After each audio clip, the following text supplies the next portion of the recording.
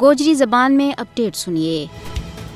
بھارت کشمیریوں کی مزید زمینوں کے اوپر قبضہ کر کے مقبوضہ جموں کشمیر میں اپنا آبادکار نو آبادیاتی ایجنڈا بڑی تیزی کے نام اگے بتا رہی ہے۔ بھارت 1947 دے مقبوضہ جموں کشمیر میں آبادکاری کا نو آبادیاتی منصوبہ کے اوپر عمل پیرا ہے۔ بھارت نے تقسیم بر صغیر کا فارمولہ کی سراسر خلاف ورزی کرتا ہوا 27 اکتوبر 1947 نے سری نگر کا ہوائی اڈا کے اوپر اپنی فوج لا گئے کشمیریوں کی خواہشات اور امیدوں کے اوپر پانی پھیر دیتا اور جموں کشمیر پر ناجائز قبضہ کر لیا۔ سیاسی تجزیہ کاروں کو کہنا ہے کہ نریندر مودی کی زیر قیادت بی جے پی کی بھارتی حکومت نے اگست 2019 میں مقبوضہ جموں کشمیر کی خصوصی حیثیت غیر قانونی طور پر ختم کر کے علاقہ میں آبادی کا نو آبادیاتی منصوبہ کی تیزی آنی ہے۔ اس نے مقبوضہ علاقہ کا ڈومیسائل قوانین تبدیل کیا اور وہ لکھاں بھارتی ہندوؤں علاقہ کا ڈومیسائل سرٹیفکیٹ دے رہی ہے، جس کو مقصد کشمیریاں بیکار کرنا اور انہاں کی شناخت محروم کرنا ہے۔ اس مقصد نہ حاصل کرنے کے واسطے بھارتی حکومت مقبوضہ جموں کشمیر کا مسلم اکثریتی تشخص نہ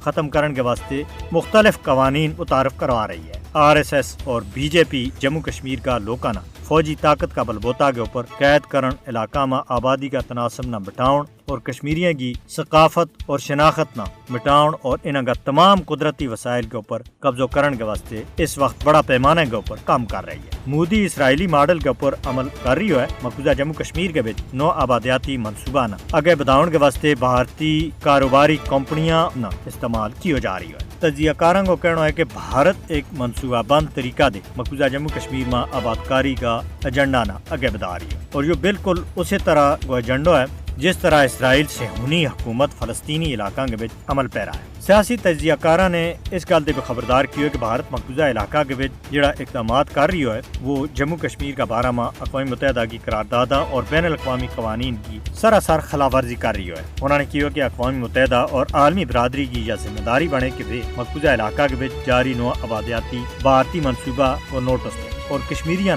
انہوں کو ناقابل تنسیق حق خود ارادیت دوڑن کے واسطے ایک مؤثر کردار ادا کریں۔